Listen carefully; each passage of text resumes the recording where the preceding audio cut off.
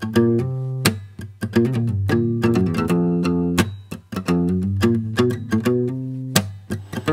everybody, it's JD and I'm back coming to you from our wonderful, beautiful, gorgeous prayer house, also known as the Prayer Chalet, the Prayer Chapel. I'm sure there's some other names they're coming up with, but don't know all of them right now. But we like to just call it kind of the prayer house. So here, I'll give you my little famous 3D action here. As you can tell, there's not much of anything. You got about 4 walls, some windows, and some places for potential doors. But it is amazing. There used to be brush way up to here, probably 4 feet tall. We had glass, tons of rock, just some really, really crazy stuff. We cleared all of it out. Hopefully we'll be getting some cement in here in the next couple of weeks, getting a tarp, and that's kind of just the preliminary setup for this place. And potentially it could be nice. And also we're going to be having people starting to pray here probably, I think, from 9 o'clock in the morning to 7 at night, probably within the next week, and hopefully in the future, maybe the next few months or so, we'll be having it going 24/7. That's kind of a Scaled Spittler's dream, and he is kind of the head behind this project, and it's just really a heart and vision of his. And so I wanted to bring you guys a video blog from here, because I come out here probably every 3-4 nights a week, and it is just incredible, really powerful. Some reason the Holy Spirit just meets us here. I think it's probably just because it's a gathering place for us. So when 2 or more are gathered, Christ shows up. And because you can pray anywhere, but we just like meeting here, and it's just really cool to see what God has been doing so far. And I want to just give you some more updates on the past 2 weeks.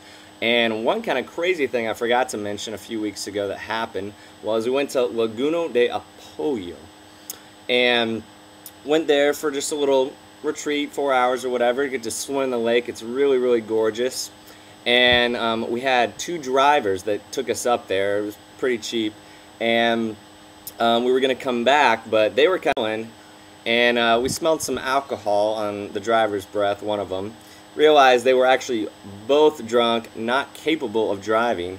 And Seth, our fearless leader, also known as Sergio, he graciously took the wheel because we didn't start driving, but he took it, drove stick shift, hadn't even been here a week probably yet, and was like, "Don't worry guys, I got it." And he got us home safely, and the drivers were pretty happy, we were pretty happy, and I don't think they got all their payment, which was, hey, their fault, but don't worry parents, we got here safely and nothing to worry about.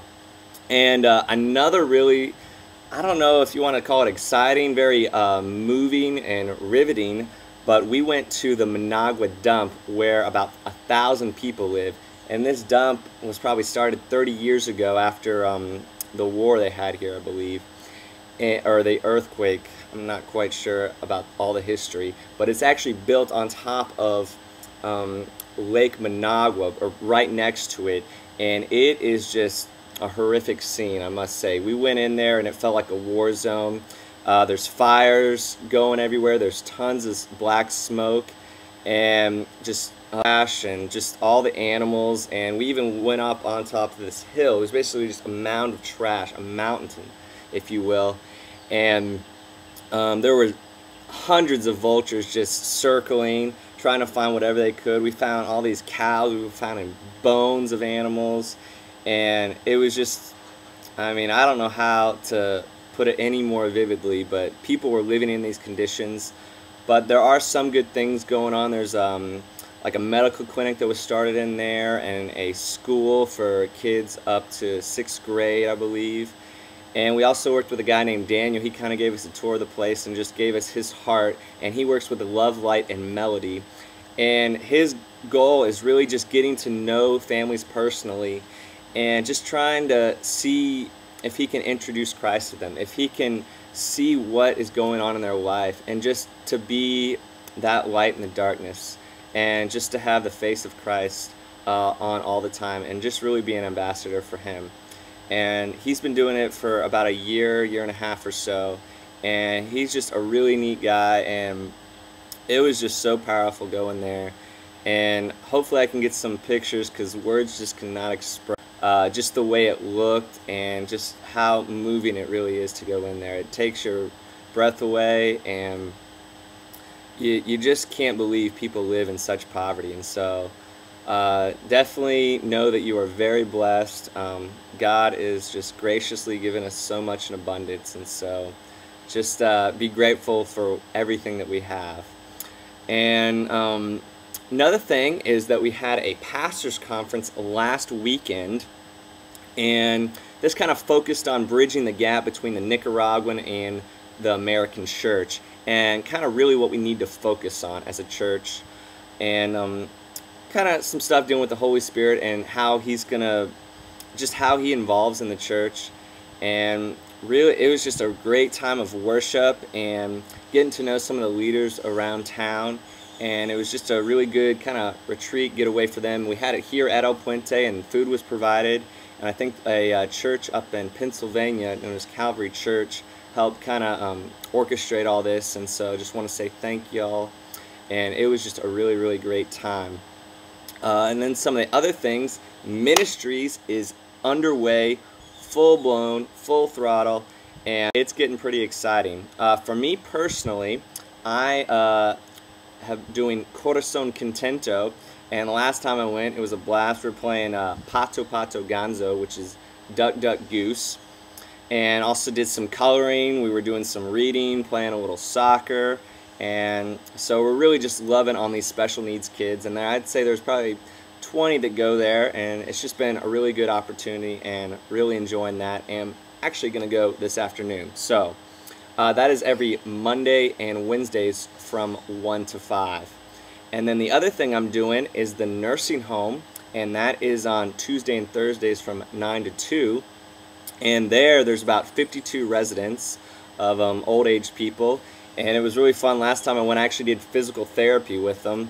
I kind of just sat in on the class and was doing these stretch armbands and kind of doing these ball passes and stuff like that. And so it was just, I think one lady, we got to talk a lot, and she enjoyed it, having kind of a young person there. And I was able to take people on the wheelchairs over to the physical therapy place and back, and been feeding them, been sweeping, been mopping.